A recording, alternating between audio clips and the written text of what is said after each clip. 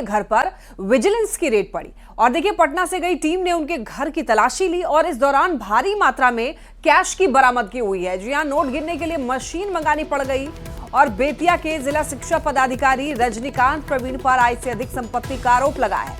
बताते चले आपको, एसबीयू ने उन्हें बताया कि समस्तीपुर और दरभंगा स्थित ठिकानों पर छापेमारी की। छापेमारी में भारी मात्रा में कैश की बरामदगी हुई है और कैश के अलावा सोना, चांदी और जेवरात मिलने का भी जानकारी मिल रही है। तो विजिलेंस टीम को भारी मात्रा में कैश मिला है। अब घूसखोर पर शिकंजा कसा गया है। तस्वीरें देखिए, एक्सक्लूसिव आपको दिखा रहे हैं। यहाँ पर इतनी ज्यादा कैश की बरामदगी हुई है, मशीनें मंगवानी पड़ गई नोटों की गिनती के लिए। स्पेशल विजिलेंस यूनिट की ये बड़ी कार्रवाई मानी जा रही है। आय से अधिक संपत्ति मामले में रेड की खबर। विजिलेंस की टीम को भारी मात्रा में कैश मिला है और नोट की गिनती के लिए मशीन मंगानी पड़ गई। तो घूसखोर डीईओ के आवास से सोने चांदी के जेवरात भी मिले हैं। विजिलेंस की टीम वहां पर जब पहुंची तो कैश तो मिले ही, साथ इसके अलावा सोने चांदी के जेवरात भी मिले हैं। और आपको बताते चले कि एसबीयू ने उन्हें बताया कि समस्तीपुर और दरभंगा स्थित ठिकानों पर छापेमारी की है। छापेमारी में भारी मात्रा में कैश की बरामदगी और ये बहुत बड़ी कार्रवाई मानी जा रही है। नोट गिनने के लिए मशीन मंगानी पड़ गई। बेतिया के जिला शिक्षा पदाधिकारी रजनीकांत प्रवीण पर आय से अधिक संपत्ति का आरोप लगा है। बता दें आपको, जिला शिक्षा पदाधिकारी रजनीकांत प्रवीण के घर पर विजिलेंस की रेड पड़ी और ये बहुत बड़ी कार्रवाई। पश्चिमी चंपारण के डीईओ रजनीकांत प्रवीण के आवास पर विजिलेंस की छापेमारी जारी है। हम तस्वीरें दिखा रहे हैं। बेतिया के सरिस्वा रोड स्थित ये आवास में रहते हैं रजनीकांत प्रवीण और भारी मात्रा में कैश मिलने की बात बताई गई है। और कैश मिलने के बाद देख सकते हैं तस्वीरों के माध्यम से जिस तरह से कैश को गिनने के लिए मशीनें मंगाई गई है, तो निश्चित तौर पर भ्रष्टाचार का एक बड़ा खुलासा विजिलेंस जरूर कर सकती है। और रजनीकांत जो प्रवीण है, उनके बेतिया ही नहीं तमाम ऐसे कई अन्य ठिकाने हैं, वहां भी छापेमारी लगातार विजिलेंस की चल रही है। करीब 2 करोड़ रुपए से आय से अधिक संपत्ति के मामला दर्ज किए जाने के बाद यह कार्रवाई चल रही है। तो निश्चित तौर पर अभी भी विजिलेंस की टीम आवास के अंदर है और तमाम बिंदुओं पर इनसे पूछताछ की जा रही है। चूंकि पश्चिमी चंपारण में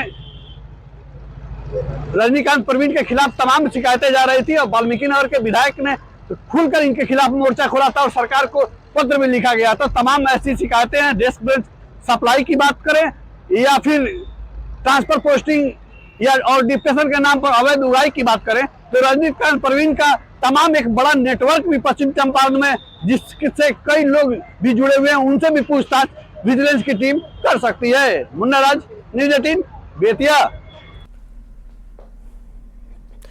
तो देखिए, यहां पर आपको बताते चलें कि घूसखोर डीईओ के आवास से भारी मात्रा में कैश की बरामदगी हुई है। तो आपको बताते चलें कि घूसखोर डीईओ के आवास से मिले सोने के जेवरात और विजिलेंस ने स्वर्णकार को बुलाया। कैश के अलावा सोना चांदी के गहने भी मिले हैं। देखिए, कैश की बरामदगी तो हुई है, लेकिन इसके अलावा भारी मात्रा में यहां पर जेवरात भी बरामद किए गए हैं। आपको बता दें कि कैश के अलावा यहां पर गहने भी मिले हैं और विजिलेंस ने स्वर्णकार को बुलाया। तो यहां पर भारी मात्रा में सोना चांदी के गहने मिलने की खबर। और देखिए, ये बड़ी जानकारी, बड़ी खबर मिल रही है और कहा यह जा रहा है कि जब्त की जा सकती है डीईओ की गाड़ियां। बेतिया आवास से लग्जरी कार, डीईओ की गाड़ियों की टीम ने जांच की। गाड़ी में घुसकर के टीम ने जांच पड़ताल की। बेतिया आवास पर 3 गाड़ियां यहां पर मिली है। एक्सक्लूसिव तस्वीरें आपको यहां पर दिखा रहे हैं। तो बेतिया से खबर मिल रही है, कहा जा रहा है डीईओ की गाड़ियों को भी जब्त किया जा सकता है। गाड़ियों में भी चेकिंग की गई, जांच पड़ताल की गई। गाड़ी में घुसकर टीम ने जांच किया। पूछताछ के दौरान तमाम चौंकाने वाले मामले जरूर विजिलेंस को सामने आए हैं। विजिलेंस की टीम की कार्रवाई लगातार जारी है और बेतिया के इस आवास पर 3 गाड़ियां मिली है विजिलेंस टीम को। और जो देख सकते हैं तस्वीरों के माध्यम से, जो एक इनोवा की नई गाड़ी है, इस गाड़ी के स्वामित्व की जांच विजिलेंस की टीम कर रही है। और इस गाड़ी में टीम के सदस्य अंदर भी गए हैं और पूरे गाड़ियों की तलाशी ली गई है। और गाड़ियों की तलाशी के बाद इसके स्वामित्व की जांच की जा रही है और डीईओ से यह भी पूछने की कोशिश की जा रही है कि इनोवा की यह गाड़ी है कहां से आई और उनके पास कहां से मिली। तो आप तस्वीरों के माध्यम से देख पा रहे हैं कि 3 गाड़ियां आवास के अंदर से मिली हैं और इन गाड़ियों के स्वामित्व की जांच भी की जा रही है। तो विजिलेंस की टीम अब भी आवास पर मौजूद है और तस्वीरें आपको सीधे तौर पर हम दिखाने की कोशिश कर रहे हैं कि तमाम गाड़ियों से जुड़ी हुई जो दस्तावेज है वो भी उसकी भी जांच हो रही है। हालांकि तमाम जो कैश मिले हैं उसको उसकी गिनती मशीनों के माध्यम से विजिलेंस की टीम कर रही है। अब देखना होगा कि विजिलेंस की टीम जब पूरे जांच को कर पाती है तो क्या क्या खुलासे नए हो पाते हैं। मुन्ना राज, न्यूज 18, बेतिया। और ये बड़ी खबर पटना से। देखिए, पश्चिम चंपारण के भ्रष्ट डीईओ रजनीकांत प्रवीण निलंबित कर दिए गए। शिक्षा विभाग के एसीएस सिद्धार्थ ने निलंबित कर दिया डीईओ रजनीकांत प्रवीण को। स्पेशल विजिलेंस यूनिट की छापेमारी में अकूत संपत्ति मिली है। आय से अधिक संपत्ति का यह मामला। बता दें आपको, कैश गिनने के लिए मशीन मंगानी पड़ गई और कई गाड़ियां भी जब्त की जा सकती हैं। कहा जा रहा है कि कैश के अलावा गहने भी मिले हैं। ज्यादा जानकारी के लिए न्यूज 18 संवाददाता रजनीश हमारे साथ जुड़ रहे हैं। रजनीश, देखिए, यहाँ पर कहा जा रहा है कि ये जो डीईओ हैं उनको निलंबित कर दिया गया। एक बार पूरी जानकारी दीजिए। देखिए लक्ष्मी, रजनीकांत प्रवीण जो पश्चिमी चंपारण के डीईओ हैं और इनके खिलाफ कई शिकायतें पहले भी शिक्षा विभाग को मिली थी और इस बीच स्पेशल विजिलेंस यूनिट को भी जानकारी मिली थी, जिसके तहत छापेमारी की गई एक साथ 4 ठिकानों पर, जिस दौरान जो है अब तक 2 करोड़ से अधिक की राशि जो है बरामद की गई है। कई नोटों को गिनती करने वाली जो मशीनें हैं वो मंगवाई गई है और अभी भी गिनती जारी है। इसके साथ साथ करोड़ों रुपए की अचल संपत्ति का भी खुलासा हुआ है। साथ में कई लग्जरी गाड़ियां जो है बेतिया से बरामद की गई है। और इस दौरान शिक्षा विभाग के एसीएस डॉक्टर एस सिद्धार्थ ने पूरी जानकारी लेने के बाद तत्काल प्रभाव से जो भ्रष्टाचार के आरोपी डीईओ हैं रजनीकांत प्रवीण, उन्हें निलंबित कर दिया है। इसके साथ साथ सरकारी सेवक नियमावली 2005 के तहत अब रजनीकांत प्रवीण के खिलाफ विभागीय कार्रवाई भी होगी। माना जा रहा है कि स्पेशल विजिलेंस यूनिट की रिपोर्ट के बाद रजनीकांत प्रवीण सेवा से ही बर्खास्त हो सकते हैं। ये जानकारी मिल रही है कि टर्मिनेट हो सकते हैं रजनीकांत प्रवीण। इसके साथ साथ कई और जो इनके अधीनस्थ कर्मचारी हैं उनके खिलाफ भी एसडीओ और शिक्षा विभाग की नजर है, वो भी रडार पर है।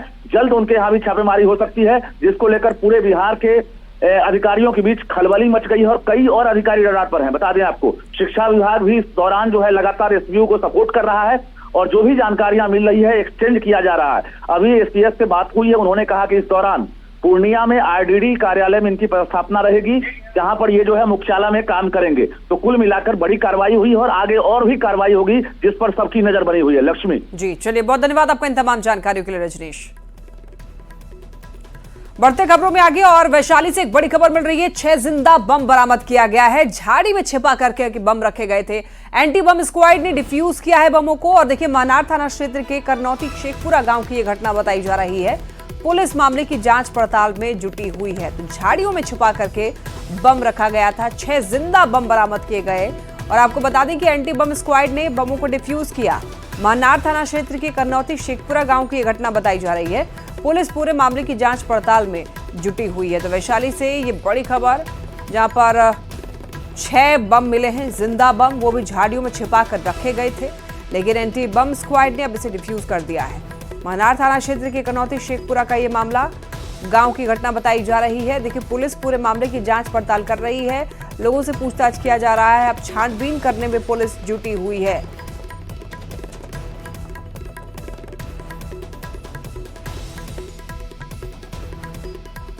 इधर दरभंगा की बात कर लें तो दरभंगा में भी देखिए विजिलेंस की छापेमारी। नामी प्राइवेट स्कूल में छापेमारी की गई। गैसाघाट में छापेमारी जारी। डीईओ रजनीकांत प्रवीण ने फ्रेंचाइजी ली है। डीईओ की पत्नी के नाम पर यह स्कूल है और इसी सिलसिले में यहां पर छापेमारी की जा रही है। तो ये बड़ी खबर मिल रही है दरभंगा से, जहां पर विजिलेंस की टीम यहां पर भी छापेमारी करने के लिए पहुंच गई।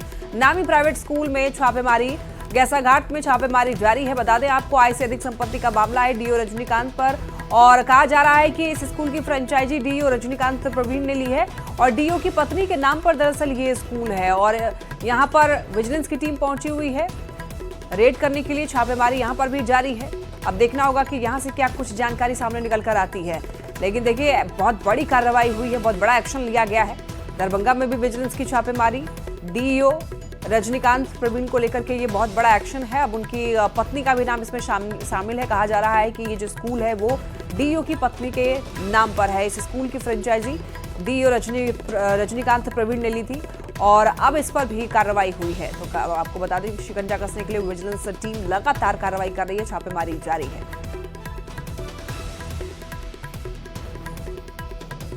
हमारा जो भी इंस्पेक्शन हुआ, हम लोग ने पूरा कोऑपरेशन दिया और यहाँ ऐसा कुछ ऐसा आइडेंटिफाई नहीं हो पाया और जो भी था वैलिड डॉक्यूमेंट्स हम वो चेक हुआ है सारा चीज़। लेकिन ऐसा कुछ भी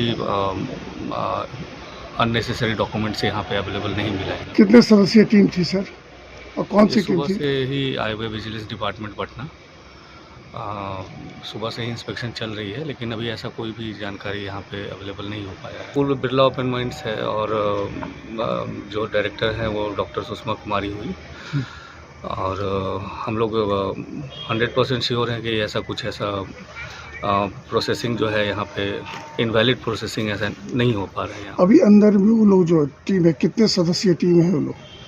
ये लोग 5 लोग थे। पीएमसीएच का जालसाज डॉक्टर गिरफ्तार हुआ है। डॉक्टर अजय को पटना पुलिस ने गिरफ्तार कर लिया है। डॉक्टर अजय के कमरे में ही आग लगी थी और कमरे से नीट के एडमिट कार्ड मिले थे। कमरे से जले हुए नोट भी बरामद हुए थे और इसी मामले में गिरफ्तारी के बाद अब पूछताछ चल रही है डॉक्टर अजय से। तो आपको बताते चलें कि नीट पेपर लीक का ये जो मामला है वो इस जले कागज, जब वहां पर नोट जले और इसके बाद वहां से एडमिट कार्ड मिले तब उसका कनेक्शन जो है वो सामने आया और इसके बाद ये बहुत बड़ी कार्रवाई मानी जा रही है। कहा जा रहा है डॉक्टर अजय के कमरे में ही आग लगी थी और वहीं से नीट के एडमिट कार्ड बरामद हुए थे। तो गिरफ्तार हो चुका है पीएमसीएच का जालसाज डॉक्टर अजय को पटना पुलिस ने गिरफ्तार कर लिया है और इसके बाद पूछताछ की जा रही है। मोकामा में हुए शूट आउट का ये मामला, और देखिए अनंत सिंह पर आर्म्स एक्ट का केस दर्ज किया गया। पुलिस ने आर्म्स एक्ट का केस किया है और आपको बताते चले कि आर्म्स एक्ट सहित कई धारा लगाई गई है अनंत सिंह पर। तो कहा जा रहा है कि शुरुआत में फायरिंग जो है वो अनंत सिंह के तरफ से की गई थी, ऐसी जानकारी मिल रही है सूत्रों के हवाले से। और अब देखिए एक्शन लिया गया है अनंत सिंह पर, और अनंत सिंह से जब न्यूज़ 18 ने बातचीत की तो उनका कहना है कि जब कोर्ट बुलाएगी तो चले जाएंगे, जो होगा आगे देखा जाएगा।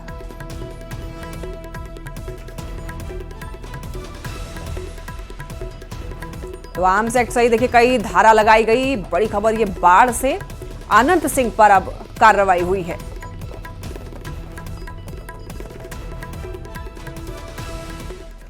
मोकामा में हुए कथित गैंगवार के बाद में पूर्व विधायक अनंत सिंह ने न्यूज़ 18 से एक्सक्लूसिव बातचीत की। अनंत सिंह ने कहा कि सोनू मोनू गैंग के लोग गांव के लोगों को परेशान कर रहे थे।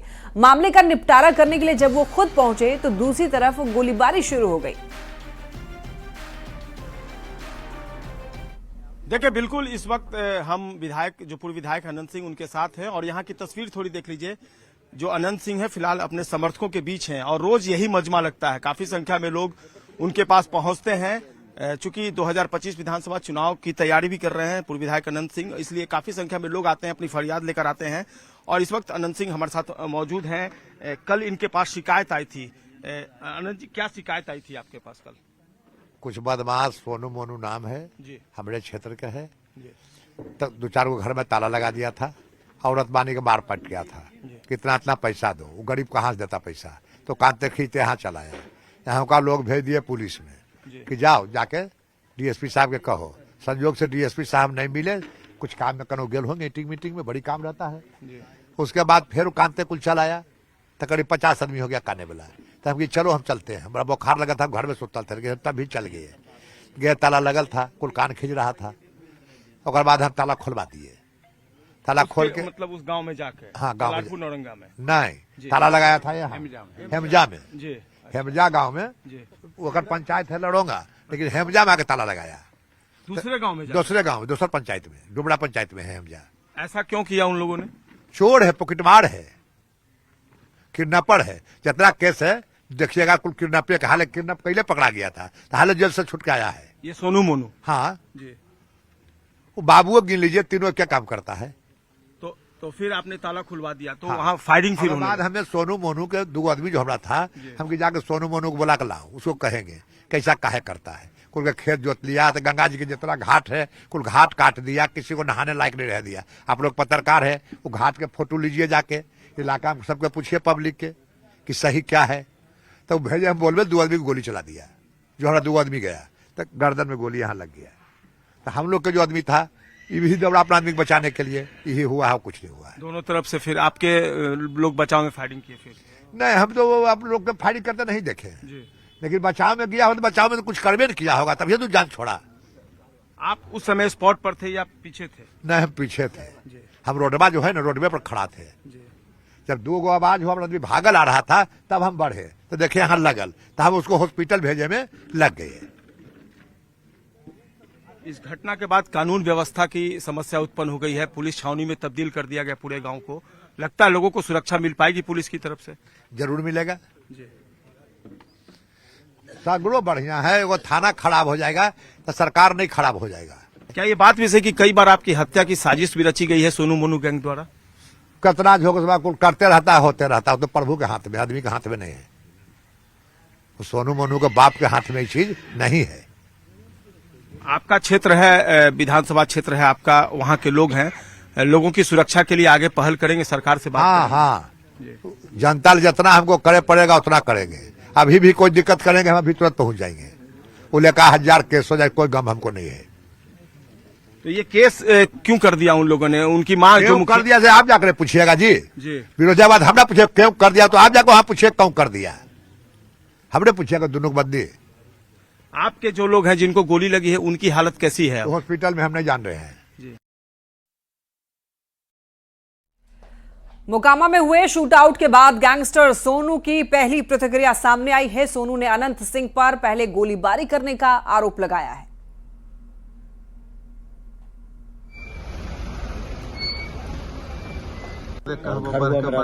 लेकिन हम बेगूसराय मुख्यालय बातचीत हुई, हमारे एक मुंशी थे, उनसे बातचीत के दौरान हमने उनको बोला कि हमारा हिसाब किताब करके बही को खाता को समाप्त कीजिए, और वो व्यक्ति चले गए विधायक जी के पास। विधायक जी जबरन बाहुबली का परिचय देते हुए आनन फानन में न अच्छा देखे न बुरा देखे हमारे घर पे आ गए, करीब 10 लग्जरी गाड़ी से, और बहुत सारे राइफल डंटा पिस्तौल था, और उनकी मंशा थी कि इसको आज खत्म कर देना है। न हृदय और मन से कभी हम उनके पास नहीं बैठे हुए थे, क्योंकि चादर जब फट जाती है कितना भी महीन सिलाई कर दीजिए उसमें दाग रह ही जाती है। अनंत सिंह तो आपके घर पर आए थे ना जेल के रिहा होने के बाद? अब घर पे कोई व्यक्ति आएंगे तो उनका स्वागत करना हमारा परम धर्म है। कल भी अगर वो गोली नहीं फोड़ते तो कल भी हम उनका स्वागत करते, लेकिन ये गोली और बंदूक दिखा रहे हैं। उम्र भी हो गई 68 की और लड़ने चल दिए 34 वाले से। अब क्या होगा? इनडायरेक्टली आप धमका रहे हैं क्या? ना ना ना, धमकी हम क्यों देंगे?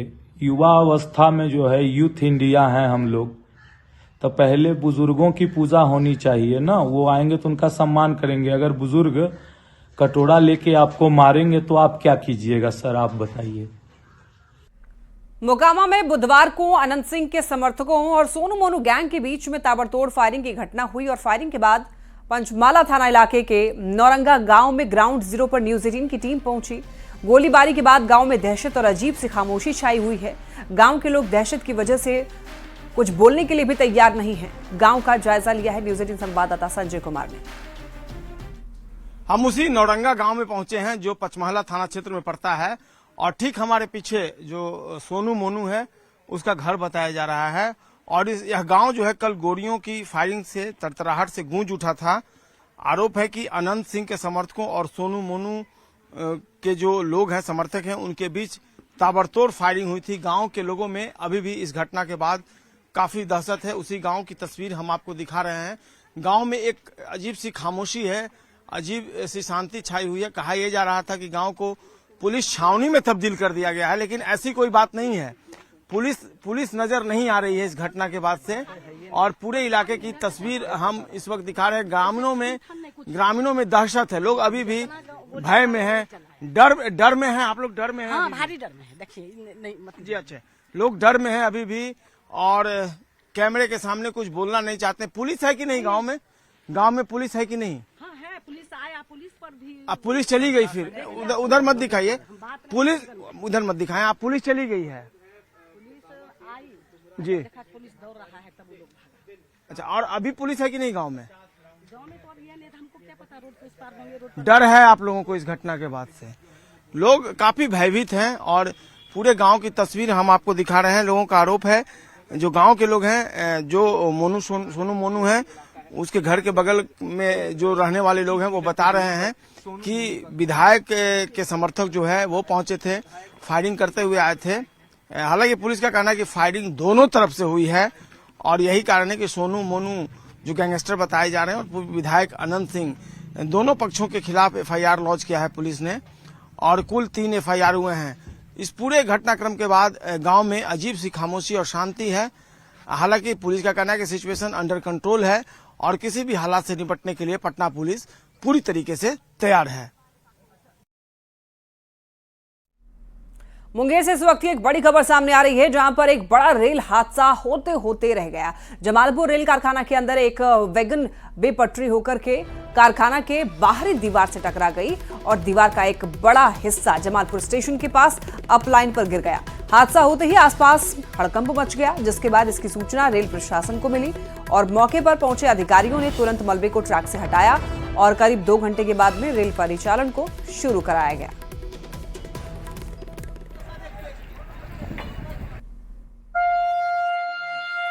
अभी तक तो पूरा सब कुछ मालूम नहीं है, लेकिन जैसे पता चल रहा है वर्कशॉप के अंदर शांटिंग के दौरान वागन का डिरेलमेंट हुआ और डिरेलमेंट होकर वो जो वर्कशॉप का जो बाउंड्री वाल है, बाउंड्री वाल को धक्का मारा है, जिससे बाउंड्री वाल गिर चुका है और परिचालन बाधित हुआ है। कितना देर परिचालन बाधित? परिचालन तो हम लोग पूरा वर्कआउट में काम किए हैं और लगभग आपका 1.5 घंटे के अंदर ट्रेन अभी कौशल लेके चलेगी और भी हम लोग जांच कर रहे हैं जिन दीवार को और कहाँ तक तोड़ने का जरूरत है, उसके बाद तोड़ के एकदम पूरा सुरक्षा के साथ ही परिचालन व्यवस्था चल रहेगा। इसी के साथ बुलेटिन में इतना ही। तमाम खबरों के लिए आप देखते रहिए न्यूज़ 18।